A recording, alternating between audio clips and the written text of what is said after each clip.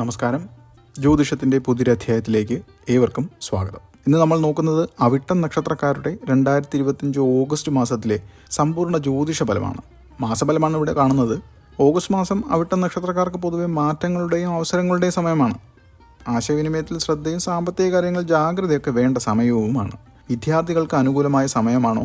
ഏഴര ശനി അവസാനിക്കുന്ന മകരക്കൂറുകാർക്ക് ആശ്വാസം പകരുന്നുണ്ടോ? കുംഭക്കൂറുകാർക്ക് ഈ മാസം ശ്രദ്ധിക്കേണ്ട കാര്യങ്ങൾ എന്തൊക്കെ? ഇവയൊക്കെ അടങ്ങുന്നതാണ് ഈ വീഡിയോ. വിശദമായി നോക്കാം. അവിട്ടം നക്ഷത്രം ജ്യോതിഷത്തിലെ 23ാമത്തെ നക്ഷത്രമാണ്. മകരൻ രാശിയുടെ 23°20' മുതൽ കുംഭൻ രാശിയുടെ 6°40' വരെയാണ് ഈ നക്ഷത്രം വ്യാപിച്ചിരിക്കുന്നത്. അസുരഗണത്തിൽപ്പെടുന്ന അവിട്ടം നക്ഷത്രത്തിൻ്റെ അധിപഗ്രഹം ചൊവ്വയാണ്.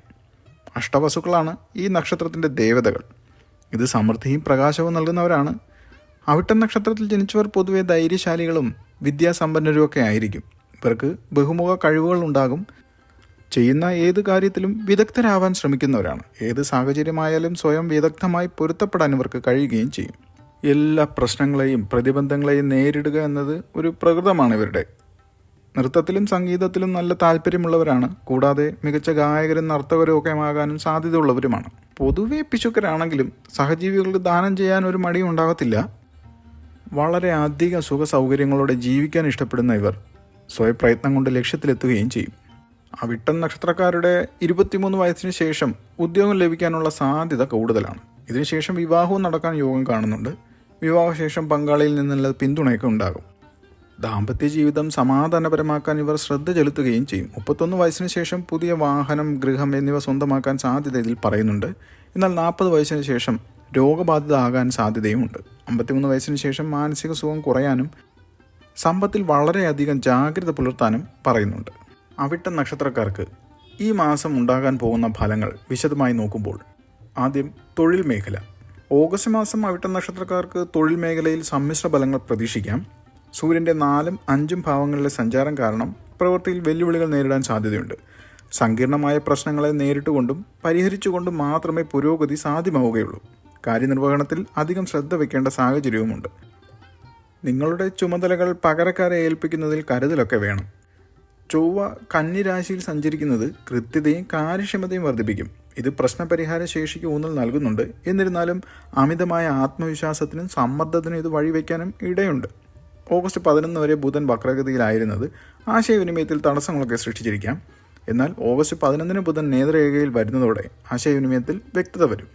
ഇത് തൊഴിൽ കാര്യങ്ങളിലും പുരോഗതിക്കൊക്കെ വഴിയുണ്ടാകും. വ്യാഴം മിഥുനം രാശിയിൽ സഞ്ചരിക്കുന്നത് തൊഴിൽപരമായ വളർച്ചയ്ക്ക്, പുതിയ പ്രോജക്റ്റുകൾക്കും സ്ഥാനക്കയറ്റങ്ങൾക്കും അവസരം നൽകും, പ്രത്യേകിച്ച് പൊരുത്തപ്പെടാൻ കഴിവുള്ളവർക്ക്.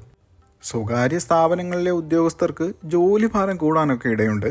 ആവശ്യമായ വേതന വർധനവ് നടപ്പാക്കാത്തതിനാൽ പ്രതിഷേധം പ്രകടിപ്പിക്കാനും സാധ്യത കാണുന്നുണ്ട്. മെഡിക്കൽ, മാധ്യമം, IT, ഗവേഷണം, നിർമ്മാണ മേഖലകളിലൊക്കെ പ്രവർത്തിക്കുന്നവർക്ക് ഈ മാസം പ്രത്യേകിച്ച് അനുകൂലമാണ്. പുതിയ ബിസിനസ് സംരംഭങ്ങൾ ആരംഭിക്കാനും പങ്കാളിത്ത ബിസിനസ്സുകൾക്കും നല്ല സമയവുമാണ്. എന്നിരുന്നാലും ഉദ്യോഗാർത്ഥികൾക്ക് പ്രതീക്ഷിച്ച പുരോഗതി ഉണ്ടായില്ലെന്ന് വരും. വിദേശ അവസരങ്ങളിൽ ശ്രദ്ധിക്കണമെന്നും സൂചന പറയുന്നുണ്ട്. ഓഫീസ് രാഷ്ട്രീയവും ചെറിയ തെറ്റിദ്ധാരണകൾ ഉണ്ടാകാൻ സാധ്യതയുള്ളതിനാൽ അടിസ്ഥാന കാര്യങ്ങളിലും നൈപുണ്യ വികസനത്തിലും ശ്രദ്ധ കേന്ദ്രീകരിക്കുന്നത് ഉചിതമായിരിക്കും. സാമ്പത്തിക കാര്യങ്ങളിൽ ഓഗസ്റ്റ് മാസം ജാഗ്രത പുലർത്തേണ്ടത് അത്യാവശ്യമാണ്. ചെലവുകൾ വർദ്ധിക്കാൻ സാധ്യതയുണ്ട്. വലിയ വാങ്ങലുകളും അനാവശ്യമായ ചെലവുകളും നിയന്ത്രിക്കേണ്ടത് പ്രധാനമാണ്.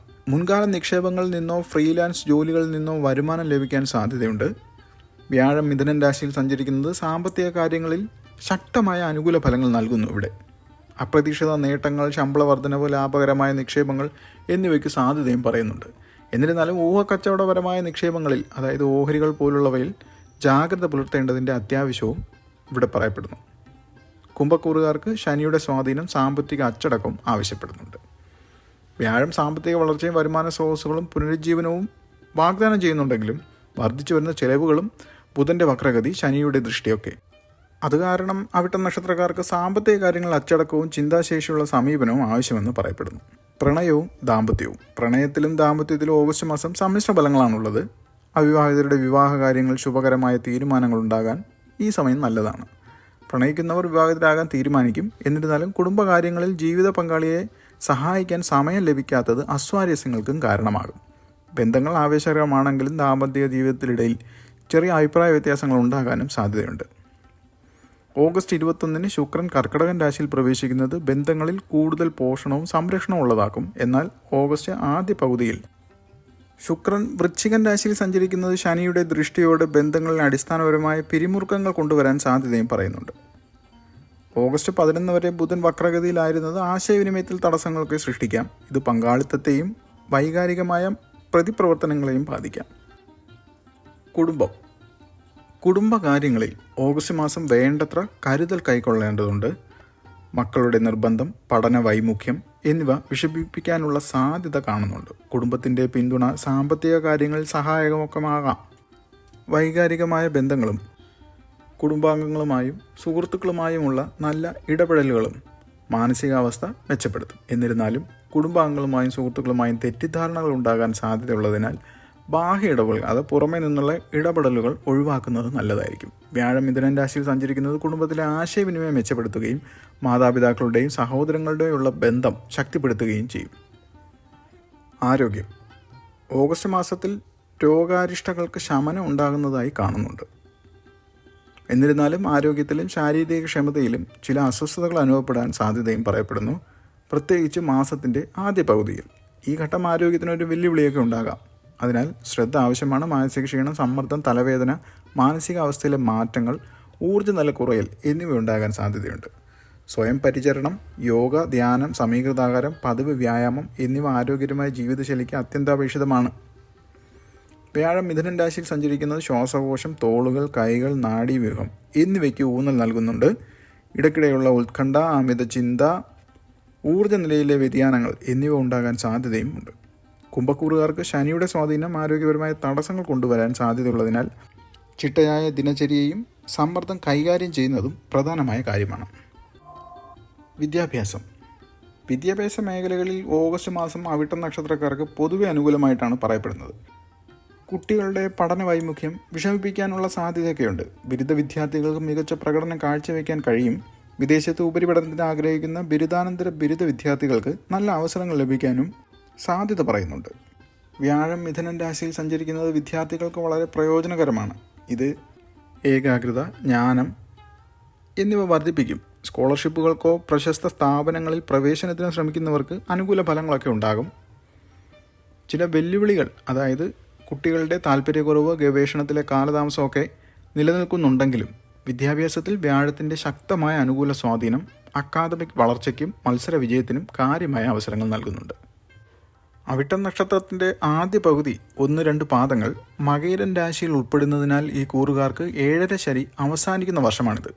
ഇത് കുടുംബത്തിൽ നിലനിന്നിരുന്ന അസ്വാരസ്യങ്ങൾ കുറയുകയും സന്തോഷവും സമാധാനവും നിറഞ്ഞൊരു കാലഘട്ടം ആരംഭിക്കുകയും ചെയ്യും.